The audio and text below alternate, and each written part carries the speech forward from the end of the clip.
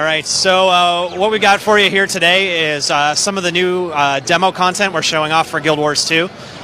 First off, we're showing the engineer profession, which is our most recently announced profession here. You'll see this is an engineer with a rifle. So they have a lot of fun skills available to them here. The skill that engineer just used there, skill 4, blows the target that they shoot back and sends the engineer flying back. That one right there, skill 5, is a giant jump shot where you blast your gun in the ground, fly through the air, and then you blast the guy on the ground where you land. Skill 3 is a little bit of a scatter shot, where it's like a blunderbuss shot that hits everybody nearby you. And the engineer is really based on a lot of inventions and taking advantage of different unique created abilities. So for example, the engineer's healing skill, skill 6, not only heals the engineer, but it randomly applies one of the different buffs in the game.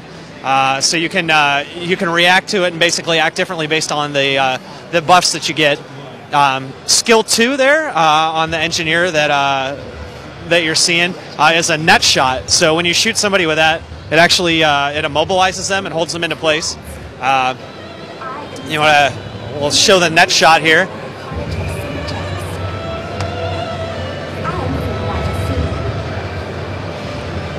So you can use that in combo together to keep guys off of you while you're blasting them. And then you have some of the utility skills available to you here as an engineer. So skill 7 is a elixir. And this one provides you with one of a number of random buffs as well. So you have a little bit of a random element a bit with some of these skills that the engineer has. Skill 8 is slick shoes. So this is going to apply a little bit of an oil slick to the ground. And things that move through it actually trip and fall down. And skill 9 is your adrenaline shot, and these are some of the utility skills available from you. This removes any conditions your character has and applies the regeneration buff to them. These are just some of the fun things that you're going to get with the engineer in our game, where you just get a lot of different fun utility skills that play off of kind of the invention side of the engineer. So next we're going to show you something else that's new to our demo today, and this is underwater combat in Guild Wars 2. So you notice as our character goes down into the water, their skill bar has actually changed out, and they've swapped weapons to a completely different skill set that comes available.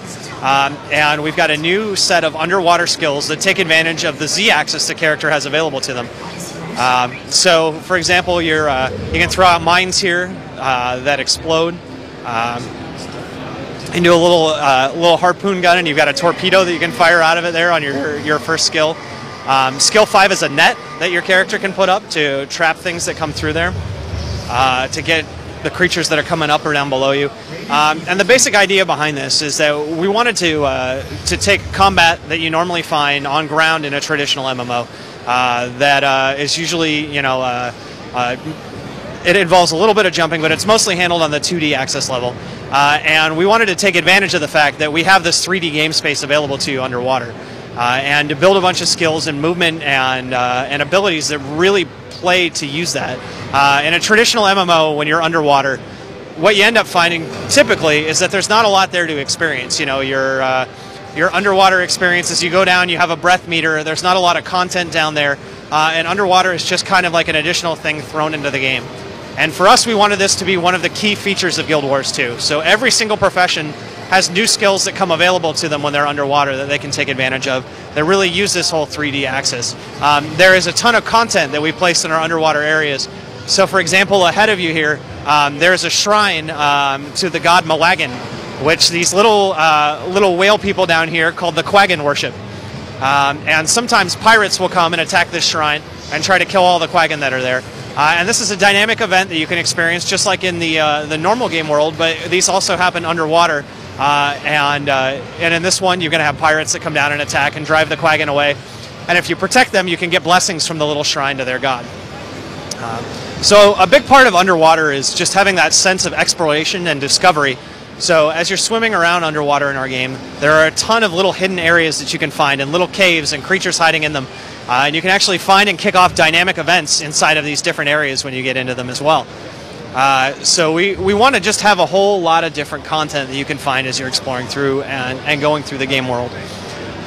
So one other interesting thing about combat underwater is above ground, if you tap the movement skills one direction rapidly, you're going to dodge out of the way of stuff. Now underwater you can do the same thing, but you rapidly swim out of the way to dodge out of the way of attacks. So for example, you can see our character here is rapidly dodging to avoid the fish, and then has got it caught in the net, and then is then blasting away at it from a distance here.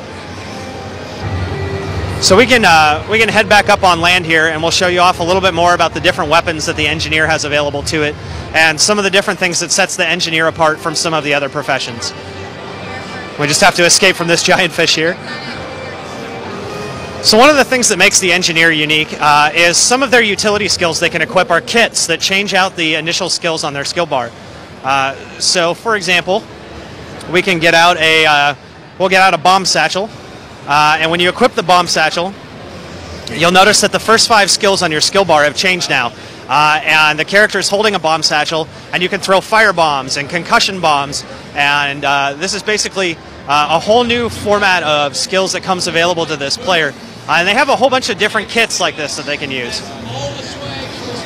So the bombs are more about positioning, and they're very up-close attacks that you use next to you. There are other kits that come available as well that are used for different locations and different situations. And as you can see here, our character is showing that you can actually hot swap out of these kits in combat and jump back over to your rifle, and now suddenly you're right back into using your rifle skills again to change up the way that you're fighting. So we're going to show you a couple more kits here. As soon as we're out of combat, we'll show a couple more kits. Oh, we've bled to death. This is one of the unique mechanics about Guild Wars 2.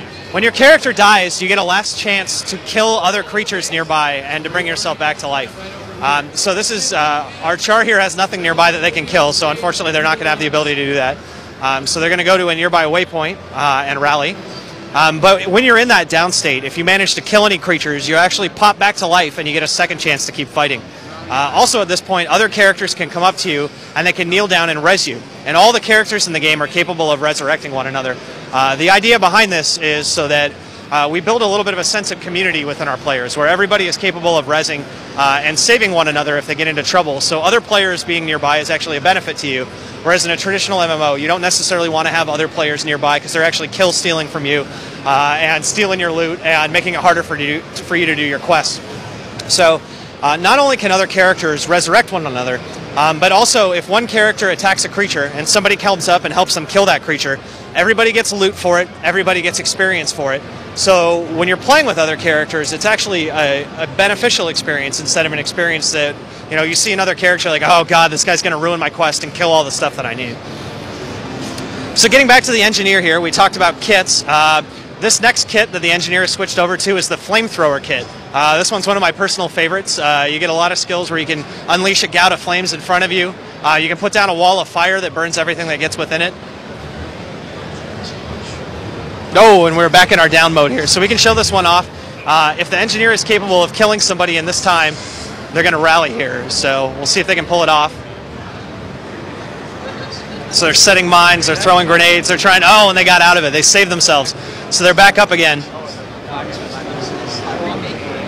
And they've swapped back over to their flamethrower, and they're going to town with that flamethrower on this guy.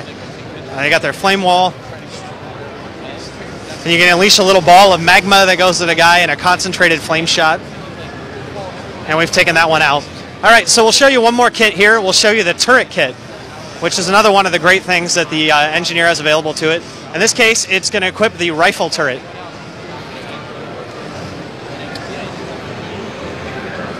So you want to get rid of it. There it is. So we've got our rifle turret. And the rifle turret is going to shoot anybody that's nearby. And you have the ability with skill 8, now that you've placed your rifle turret down, that you can actually explode the rifle turret and do AoE damage to everybody who's nearby. So your turret has multi-functions. Comic-Con 2011, what you need to do right now is play. So that's some of the basics of the engineer profession in Guild Wars 2. We've shown you a little about underwater combat and talked a little bit about how our combat system tries to build a sense of community from players being able to play together, not having other players ruin the experience for them, and really trying to build a sense of community within them. And thank you very much for watching this. Guild Wars 2 is set for release on the PC, and we'll be having a beta sometime in the future. The release date at this point is unannounced.